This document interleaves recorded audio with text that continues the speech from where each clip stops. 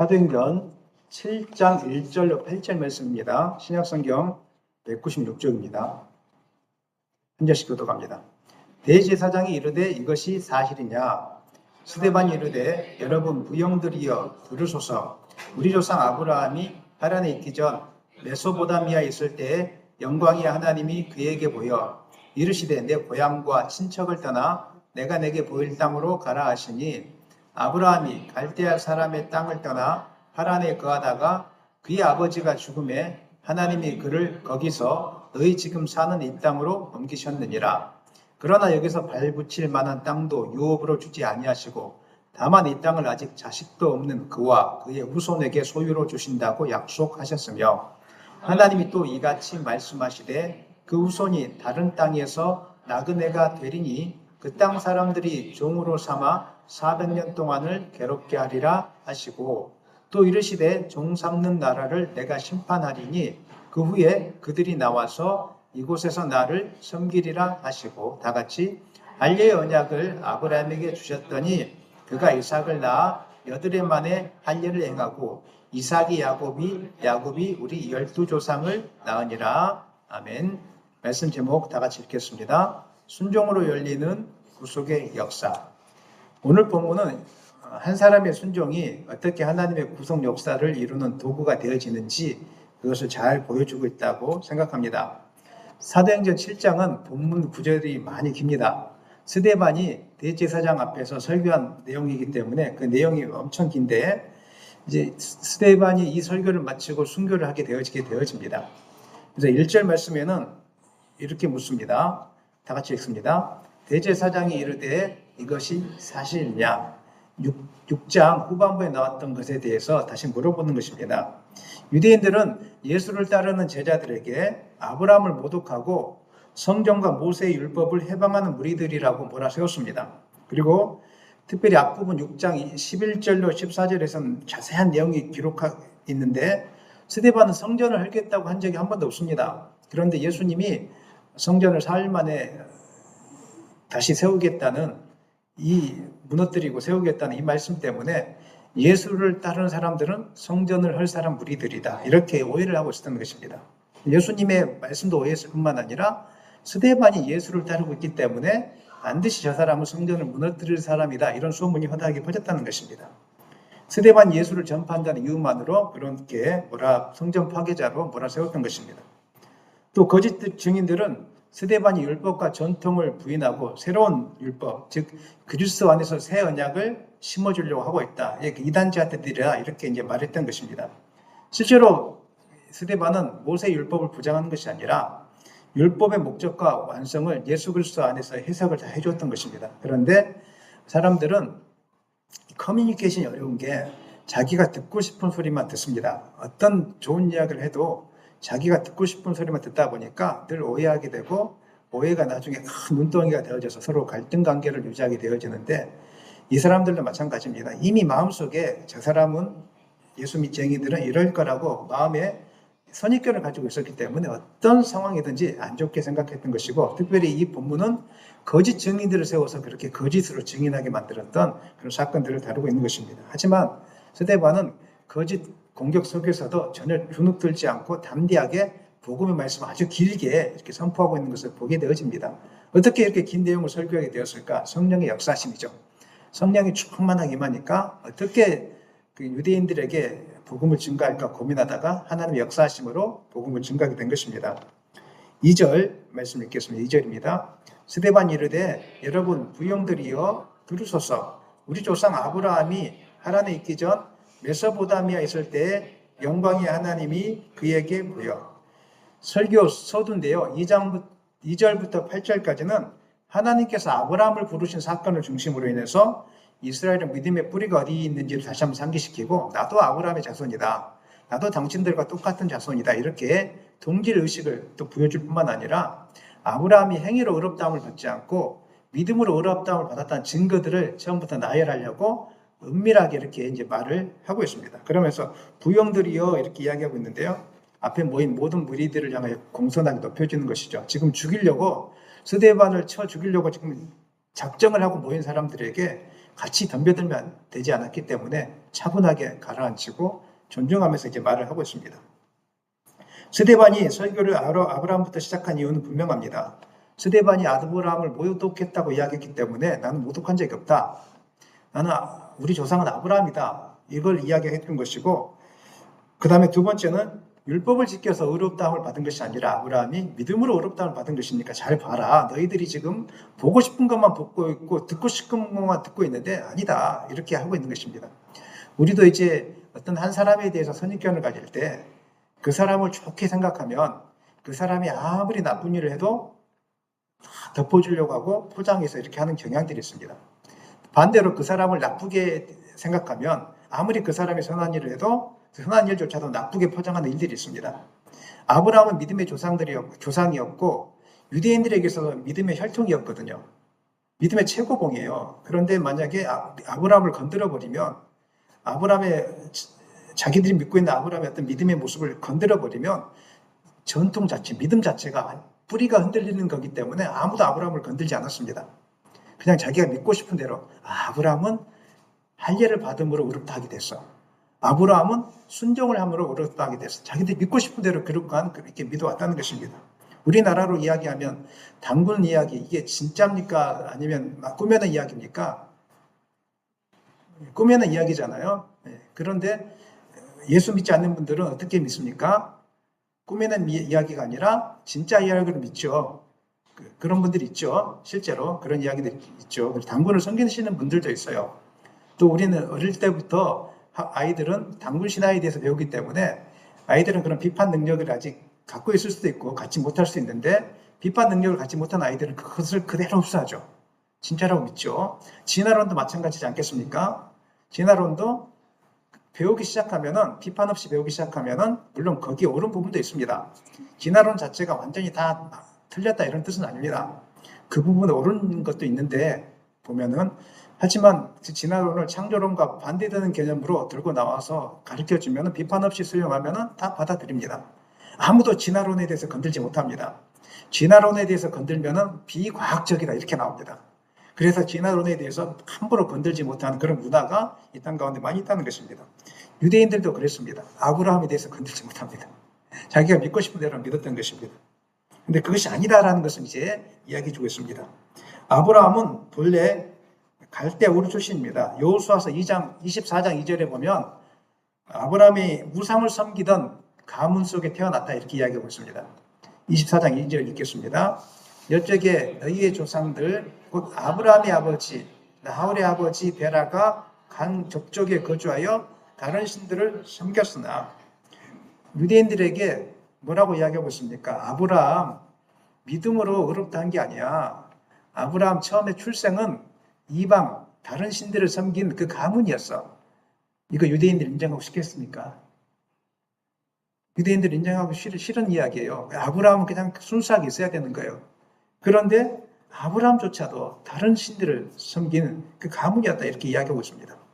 그러나 하나님께서 준비가 되지 않은 상태, 믿음이 없었던 그 시절에 바로 아브라함에게 찾아왔습니다. 2절 다시 한번 읽겠습니다. 7장 2절입니다.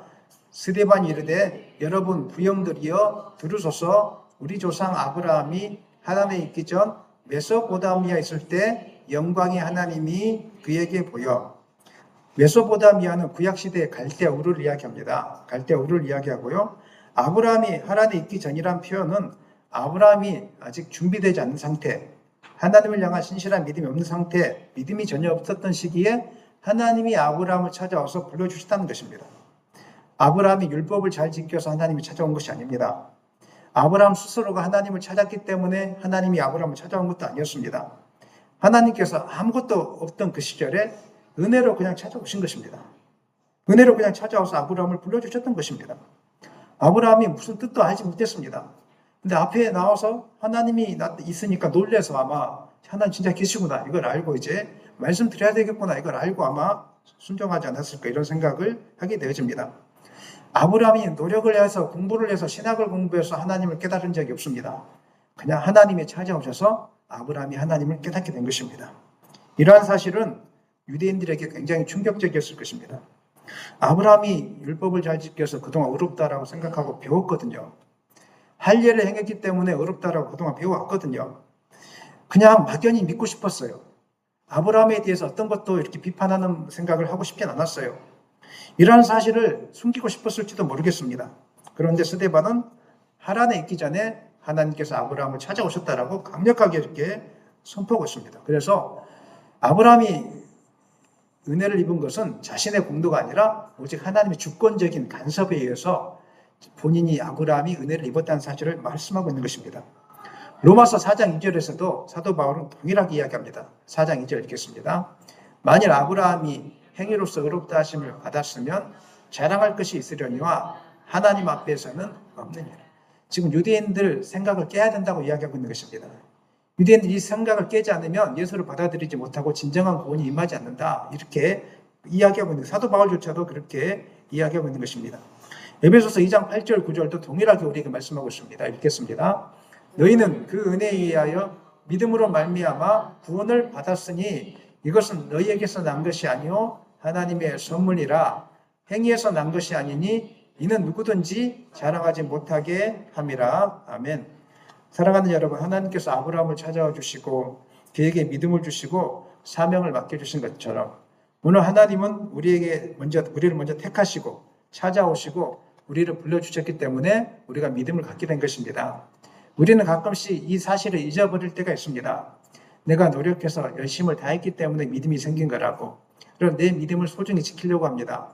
아브라함에 대한 그 믿음을 유대인들이 지키려고 했던 것처럼, 행위로서 그 의롭다 받았다고 그걸 지키고 싶었던 것처럼 내 노력이, 내 기도가, 내 헌신이 은혜를 받게 하게끔 했다라고. 그렇죠. 성경은 그 이야기 하고 있지 않습니다. 하나님 우리를 찾아오셨기 때문에. 믿으십니까? 하나님 우리를 찾아오셨기 때문에 믿음이 생긴 것입니다. 그래서 우리는 자랑할 것이 하나도 없습니다. 때로 사람들은 교회의 부흥이나 개인적인 성공을 자신의 열정이나 전략 때문이라고 생각합니다. 그래서 간증 집회를 조심해야 될 것이, 간증 집회를 하다 보면 마치 나는 이런 전략을 써서 부흥했다, 또 기도를 많이 해서 부흥했다, 무슨 전도 프로그램을 가동해서 부흥했다. 물론 그것도 수단이 될 수 있겠죠. 하지만 아무리 열심히 노력해도 하나님이 막으시면 부흥이 되지 않습니다. 아멘입니까? 어떤 프로그램이나 수단이 없을지라도 하나님이 열어주시면 은혜가 임하는 것입니다. 근데 장사하시는 분들에게 물어보면 그렇습니다. 어떻게 장사를 잘했습니까? 조금 이제 경험이 부족하신 분들이 그렇게 이야기하죠. 제가 열심히 노력해서 장사가 잘됐다고, 좋은 입지에 들어와서 장사가 잘됐다고. 그런데 막 인생을 오랫동안 살아보신 분들은 그렇게 이야기하지 않습니다. 세상 말로 이렇게 이야기하죠. 제 노력과 상관없이 돈이 들어온 때가 있었습니다. 그냥 저는 아무렇지도 않게 장사를 했는데 갑자기 돈이 굴러 들어오기 시작했습니다. 이게 진짜 경험한 사람들입니다. 역적인 것도 마찬가지입니다. 우리 노력과 상관없이 하나님 우리를 찾아와 주셨습니다. 믿으십니까? 하나님이 허락하지 않으면 아무것도 할 수 없다는 이 사실을 기억하셨으면 좋겠습니다. 그래서 고린도전서 3장 6절 7절에서 사도 바울은 이렇게 이야기합니다. 읽겠습니다. 나는 심었고 아볼로는 물을 주었으되 오직 하나님께서 자라나게 하셨나니 그런즉 심는 이나 물 주는 이는 아무것도 아니로되 오직 자라게 하시는 이는 하나님뿐이라. 아멘. 따라서 우리의 삶의 성공, 교회 성장, 모든 결과는 하나님의 은혜에 근거한 것입니다. 그러므로 우리는 항상 하나님의 은혜를 잊어버리지 말고 하나님의 은혜 앞에서 겸손해야 됩니다. 하나님의 은혜를 기억하는 사람은 무슨 일이든지 내 뜻대로 되어지지 않는다고 해서 원망하거나 불평하지 않습니다. 그것 또한 하나님의 구속을 이루는 과정일 거라고 생각하기 때문에 실망하지 않습니다. 하나님의 은혜를 기억하지 못한 사람은 내 뜻대로 안 되거나 내가 원하는 것을 성취하지 못했을 때 불안해하고 두려워하고 분노하고 이렇게 하면서 하나님을 떠나기도 합니다.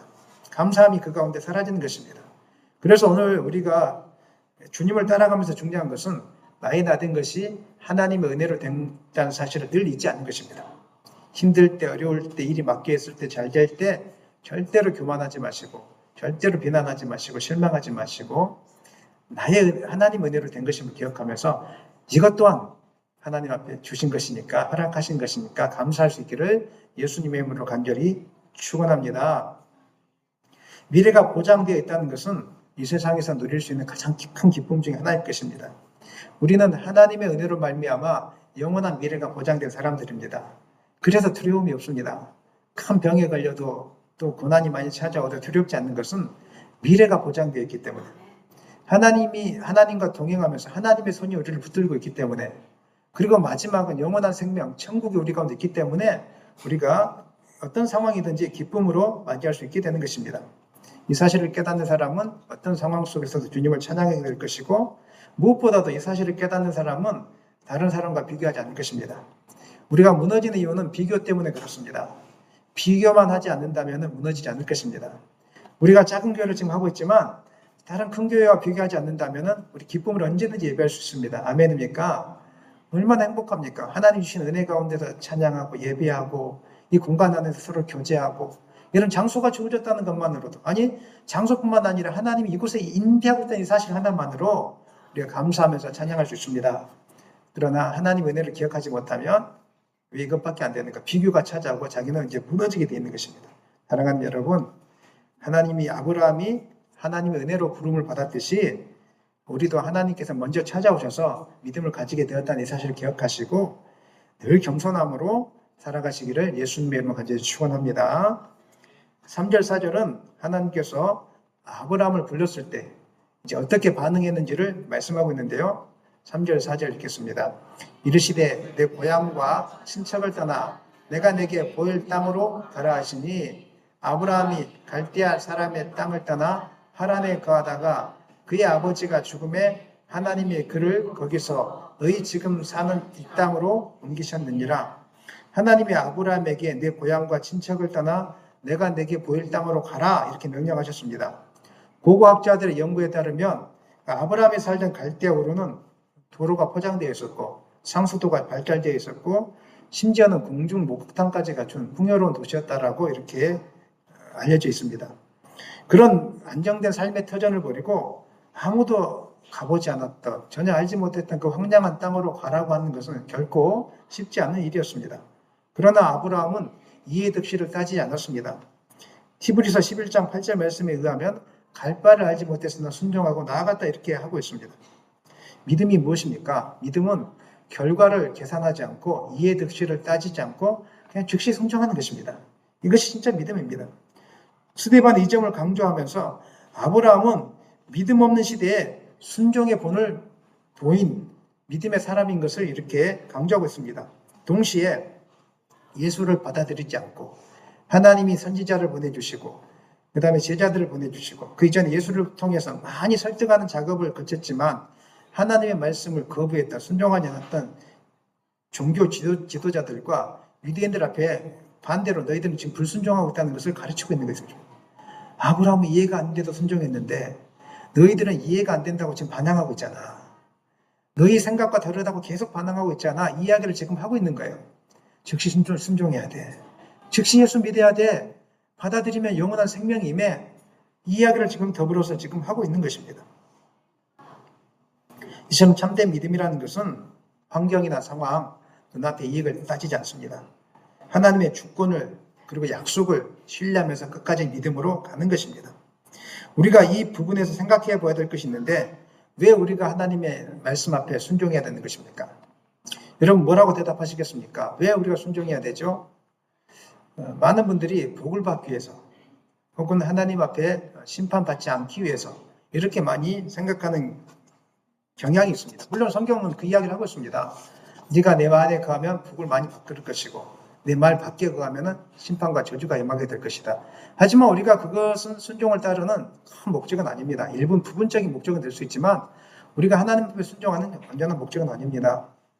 우리가 하나님 앞에 순종하는 가장 핵심적인 이유는 개인의 복을 위한 것이 아니라 하나님의 구속 역사가 우리를 통하여 세상 가운데 흘러가기 위해서 우리가 하나님 앞에 순종하는 것입니다. 다른 말로 이야기하면 영원 구원을 위해서 하나님 앞에 순종하는 것입니다. 한번 하나님은 아브라함에 약속하시면서 순종할 때 주어지는 세 가지 복을 약속해 주셨는데요. 12장, 창세기 12장 2절 읽겠습니다. 내가 너로 큰 민족을 이루고 내게 복을 주어 내 이름을 창대하게 하리니 너는 복이 될지라. 큰 민족을 이루고 복을 주어서 이름을 창대하게 하고 너는 복이 될지라 이렇게 이야기하면서 더 중요한 말씀이 있습니다. 12장 3절 하반절 다 같이 읽습니다. 땅의 모든 족속이 너로 말미암아 복을 얻을 것이라 하시니라. 땅의 모든 족속이 복을 얻을 것이다. 이게 무슨 말입니까? 땅의 모든 족속이 아브라함을 통해서 하나님을 알게 될 것이다. 땅의 모든 족속이 아브라함을 통해서 예수 그리스도를 알게 될 것이다. 아멘입니까? 아브라함의 순종을 통해서 땅의 온 족속이 하나님께로 돌아오는 큰 비전을 하나님은 가지고 있었습니다. 하나님께서 여러분에게 우리 교회에 복을 주신다면은 다른 이유가 없습니다. 많은 영혼을 구원하라는 것입니다. 우리의 순종을 통해서 영혼을 구원하고 온 세상 가운데 하나님의 복음이 선포될 수 있도록 하라는 것입니다. 하나님의 목적은 오직 거기에 있는 것입니다.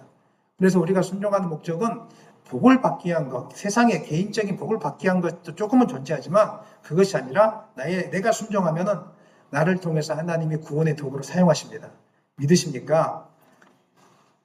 만약 순종이 개인의 복을 위한 수단이라면 그 순종은 결국 지극히 개인적이고 이기적인 순종이 될 것입니다. 그럴 때 우리는 내 뜻대로 되지 않으면 불평하고 원망합니다. 낙심합니다. 하지만 나의 순종을 통해서 하나님의 구원 역사를 이루는 도구로 쓰임받는다는 것을 안다면 실패조차도 구원의 도구라고 생각하기 때문에 전혀 염려하지 않습니다. 실패를 통해서도 구원의 도구가 될 수 있도록 기도하는 것입니다. 여러분이 그렇게 되기를 소망합니다. 그래서 이제 간증 집회에 나오신 분들 보면 대부분 특징이 그렇습니다. 실패를 통해서 하나님을 만나게 되고 그 속에서 역사하신 하나님을 증거합니다. 그러면 그 이야기를 듣고 있는 사람들이 은혜를 많이 받습니까? 받지 않습니까? 많이 받는다고 해주십시오. 많이 받죠? 그분은 실패했어요. 당신은 10년 동안 실패하고 20년 동안 실패했어요. 구속 역사를 바라보지 못하면 나는 끝났구나 이렇게 생각해요. 그런데 하나님은 요셉이 실패했다고 생각하는 그 순간조차도 사용하셔서 나중에 이스라엘 백성을 축복한 도구로 사용하셨어요. 여러분의 실패가 아닙니다. 구속 역사로 보면은 여러분의 아픔이 아닙니다. 그것으로 하나님 끝나지 않습니다.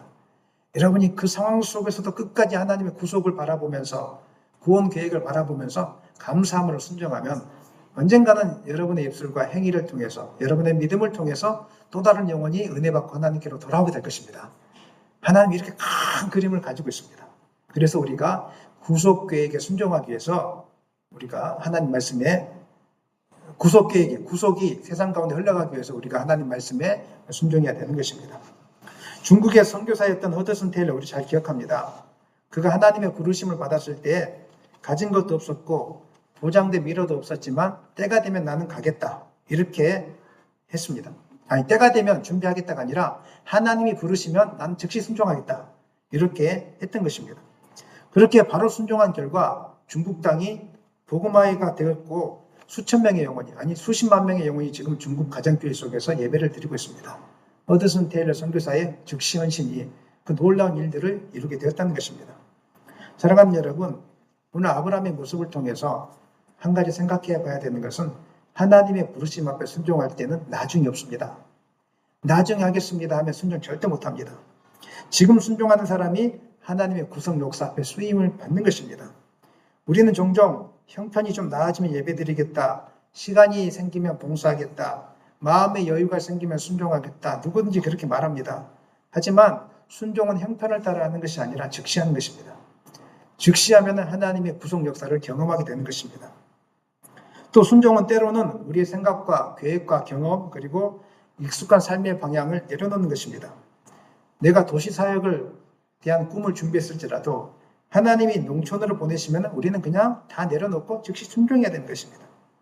내가 안정된 자리에서 사역하려고 준비했을지라도 하나님이 그거 다 내려놓게 하시면 우리는 그냥 가는 것입니다.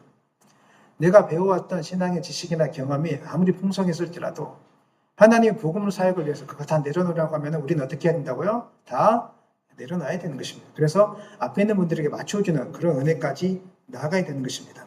나의 생각을 고집해서는 안 된다는 것입니다. 유대인들은 자신의 생각들을 고집했기 때문에 예수님이 와주셔도 믿지를 못했던 것입니다. 나의 생각을 조금만 내려놓으면 얼마든지 은혜 속에서 살 수 있습니다. 저는 여러분이 물이 되기를 소망합니다. 물은 바위를 만나면 갈라지고 웅덩이에 있으면 보여지고 좁은 길로 가면 좁게 나아지고 넓은 길로 가면 넓게 퍼지는 것입니다. 그게 바로 믿음의 최상위에 올라간 사람들의 특징입니다. 하나님을 진짜로 만난 사람들의 특징입니다. 세상 교회 안에는 믿음의 높낮이, 믿음이 약한 분도 있고 높으신 분도 있고 성경에 대한 지식이 풍성한 분도 있고 낮은 분도 있습니다. 하지만 믿음이 큰 은혜 가운데 거하는 사람은 설령 앞에 있는 사람이 틀린 말을 했을지라도 그거 따지지 않습니다. 인정해주고 사랑해주고 포용해주고 여러분이 그런 믿음까지 나아가기를 예수님의 이름으로 축원합니다.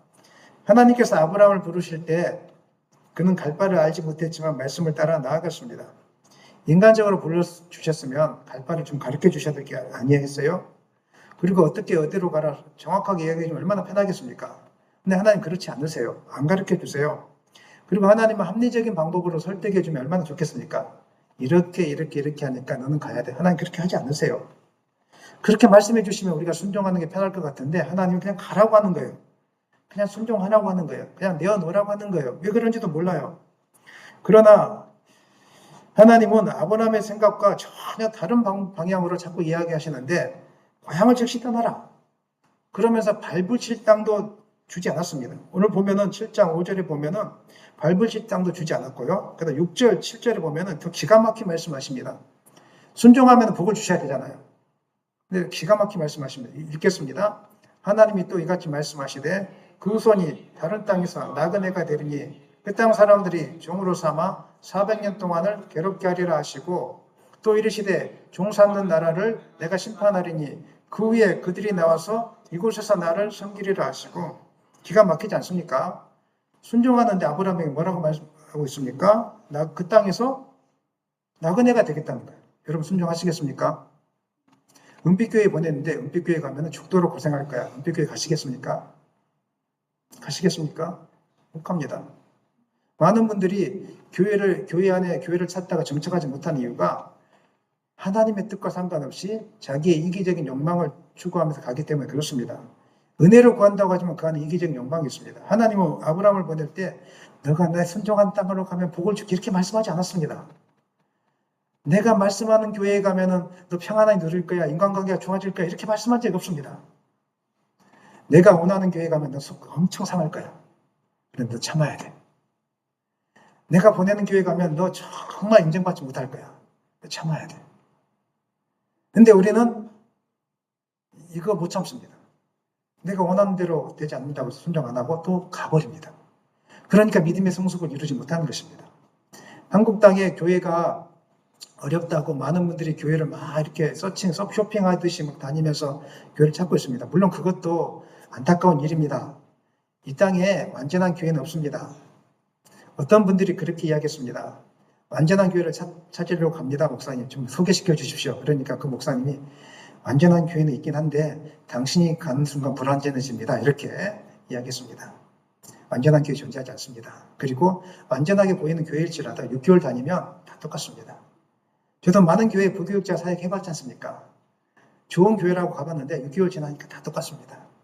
사람 사는 곳은 다 냄새가 많이 납니다. 겉으로만 포장해서 냄새가 안 나는 잘 뿐이지 그 안에 들어가면 다 냄새 투성입니다. 비난하지 마십시오. 비판하지 마십시오. 하나님은 우리를 그곳에 보낸 이유가 잠잠히 있으라는 것입니다. 나의 순종을 통해서 하나님의 구원 계획을 이루어가라는 것입니다. 그걸 못하는 거예요. 우리가 달콤한 꿀만 자꾸 먹으려고 하기 때문에 교회에 정착하지 못하고 힘들면 떠나버리고 늘 평생을 그렇게 하고 있는데 혹시 제 설교를 인터넷상에서 듣고 있는 분들이 계시다면 참으셔야 됩니다. 그 과정을 한번 넘기셔야 됩니다. 그래야지 여러분을 통해서 하나님의 구속 계획이 이루어지는 것입니다. 아브라함에게 보내줄 때 축복합니다. 안 보냈다니까요. 너의 후손이 종이 될 것이고 400년 동안 괴로움을 당할 것이다. 이렇게 이야기해 줬어요. 또 종삼 나라를 또 심판하겠다. 그 후에 다시 돌아오고 섬기겠다 이야기했는데 이 창세기 15장 13절 14절 말씀입니다. 하나님이 아브라함과 언약을 맺으던 밤 횃불 언약을 맺었을 때 주신 예언입니다. 아브라함이 이 예언을 말씀 온전히 이해하지 못했습니다. 그럼 듣고 나자 끔찍했을 것입니다. 인간이라면 끔찍하지 않았을까요? 이 예언 말씀을 들으면 끔찍했을 것입니다. 하지만 즉시 순종했습니다. 그렇게 해서 구속의 역사를 열어가는 첫걸음이 되었습니다. 사도 바울도 성령이 그리고 주변의 사람들이 예루살렘에 가는 것을 막았습니다. 예루살렘에 가면 너 죽는다. 가지 마라. 그러나 사도 바울은 뭐라고 이야기합니까? 내가 주 예수께 받은 사명, 내가 예루살렘에 가면 환란이 기다린다고 하지만 주 예수께 받은 사명, 곧 하나님의 복음을 증거한 일을 마치려 하면 내 생명을 조차 귀한 것으로 여기지 않는다고 고백하며 나갔습니다. 몸을 사리지 마시고 여러분의 안위를 살피지 마시고 하나님의 뜻이 무엇인지를 한번 더 묵상해 보셨으면 좋겠습니다. 그러면 어떤 고난도 우리가 그것 때문에 힘들어하지 않을 것입니다. 그냥 고난이 와라, 나는 간다. 어려움이 와라, 나는 가겠다. 나는 헌신하겠다. 난 주님께 순종하겠다. 이렇게 할 수 있게 되는 것입니다. 스데반이 인용한 이 말씀에서 우리는 중요한 사실을 발견하게 되어지는데 하나님의 약속은 단순히 이 땅에서의 평안함이나 복된 삶이 아니라 시간을 초월하는 구원의 계획을 가지고 나아가고 있다는 것입니다. 우리는 보통 하나님께 고통 없고 평안한 삶을 구하지만 하나님은 대부분 우리를 광야로 이끄십니다. 왜 그러냐면 그 속에서 하나님을 보게 하기 위해서, 하나님께만 구원이 있다는 것을 깨닫게 하기 위해서, 가르침으로 우리가 깨달을 수 있을 것 같지만 못 깨닫습니다. 주일 예배를 드리는 것이 너무 중요한 일입니다. 이거 가르쳐 준다고 해서 못 깨닫습니다. 그 다음에 여러분 그냥 놀러 다니고 하는 것도 중요하겠지만 하나님 헌신해야 됩니다. 가르침으로 되지 않습니다. 언제 깨닫습니까? 하나님 말씀 앞에 순종하지 못하다가 광야 속에 들어갔을 때, 몸에 질병이 생기고 어떤 사고를 당하고 내가 뜻하지 않는 길을 갔을 때 인생에서 가장 소중한 것이 무엇인지를 비로소 보여지게 됩니다. 그리고 비로소 하나님께 구원이 있구나, 제정신 차리고 하나님만 믿고 나가게 되어 있습니다. 그래서 하나님이 광야로 내모시는 것입니다. 우리는 광야 없이는 하나님 만나지 못합니다. 지식으로 하나님을 만날 수 있는 것도 아닙니다. 그래서 이런 광야를 통해서 하나님이 하나님 되심을 깨닫게 되고 결국은 예수 안에 구원이 있고 예수 안에 참 만족이 있고 이 땅에 소망이 있는 것이 아니라 영원한 하나님 나라에 소망이 있구나, 이것을 깨닫게 되는 것입니다. 여러분 이것을 깨닫기를 원합니다. 하나님이 여러분을 광야로 보내고 아픔 가운데 내보냈다면 나는 인생이 왜 이 모양 이렇게 하지 마시고 넓은 구속 계획을 바라보십시오. 이스라엘을 400년 동안의 훈련을 통해서 하나님께만 구원이 있다는 것을 깨닫게 하기 위해서, 그리고 마지막에 하나님께만 달려있다는 깨닫게 하기 위해서 광야를 보냈던 것처럼, 아브라함에게 순종할 때 이 약속을 주셨던 것처럼 여러분이 순종하고 나면 고난이 많이 찾아올 수 있습니다. 고난과 상관없이 끝까지 주님을 바라볼 수 있기를 예수님의 이름으로 축원합니다. 우리가 순종의 길 앞에서 주저하는 이유는 하나님의 부르심에 대해서 너무 잘못 이해하기 때문에 그렇습니다. 구속 계획을 위한 하나님의 관점으로 바라보면 다 이해가 되어지고 내 뜻대로 안 되로 그냥 나아가게 돼 있지만, 나의 편안한 삶과 세상으로 기준으로 바라보면 부르심을 앞에서 주저하게 되는 것입니다. 그래서 조금만 여유가 되면 내가 순종하겠습니다. 돈을 많이 벌고 나면 그때 내가 순종하겠습니다. 그 다음에 사업이 잘 되고 나면 순종하겠습니다. 아이가 대학 가고 나면 순종하겠습니다. 이런 말들을 우리가 하게 되는 것입니다. 하지만 우리가 하나님의 길을 따를 때 구속 계획을 바라보면서 미래를 계획하지 않고 따르면 하나님의 구속 계획에 우리가 동참하게 된다는 이 사실을 기억하셨으면 좋겠습니다. 주님을 따르는 길은 내일에 대한 계획과 내가 하고 싶은 모든 것들을 내려놓고 따르는 길인 것입니다. 이것을 예수님은 자기를 부인하는 삶이다 이렇게 말씀해 주셨습니다. 그리고 주님을 따르는 길에는 평탄한 삶이 많겠습니까? 고난의 길이 많겠습니까? 여러분 어떻게 생각하십니까? 제대로 따르면 고난이 많이 찾아옵니다. 그래서 주님은 자기 십자가를 지고 나를 따라야 될 것을 분명하게 말씀해 주셨습니다. 그런데 우리가 이것을 다 잊어버리고 무엇만 생각하냐면 복 이렇게 생각하다 보니까 결국은 하나님의 은혜를 다 잊어버리고 구속계획 잊어버리고 내 개인적 이기적인 복만 생각하다 보니까 주님을 따르는 길에 감사가 없어지는 것이고, 부르심 앞에서 주저주저하는 자꾸 계산하고 하나님이 지금 즉시 이렇게 해야 하는데 나중에 그러다가 세월만 낭비하게 되는 것입니다. 오늘 하나님께서 여러분에게 말씀하고 있습니다. 지금 즉시 나를 따르라. 들리십니까? 지금 즉시 나를 따르라. 이 말씀 앞에 순종할 수 있기를 예수님의 이름으로 축원합니다.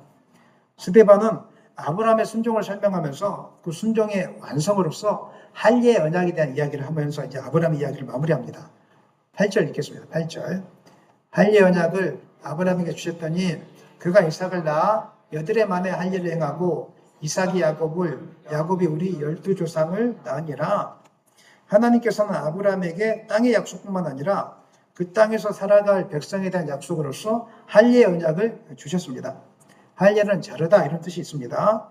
이것은 무슨 뜻이냐면은 인간의 행위가 아니라 하나님을 향한 믿음으로 하나님이 찾아오신 은혜로 말미암아 우리가 의롭게 되었다는 사실을 보여주는 증표입니다. 우리가 의롭기 때문에 할례를 행하는 것이 아니라 의롭기 전에 하나님이 찾아오셔서 믿음으로 구원받았다는 이것을 우리에게 보여주는 증표가 무엇이라고요? 할례입니다. 다시 말해서 할례는 언약 백성으로 구별된 하나님의 증표이지 이것이 율법의 행위나 결과로서 주어진 어떤 도장 찍어주는 것이 아니었다는 것입니다.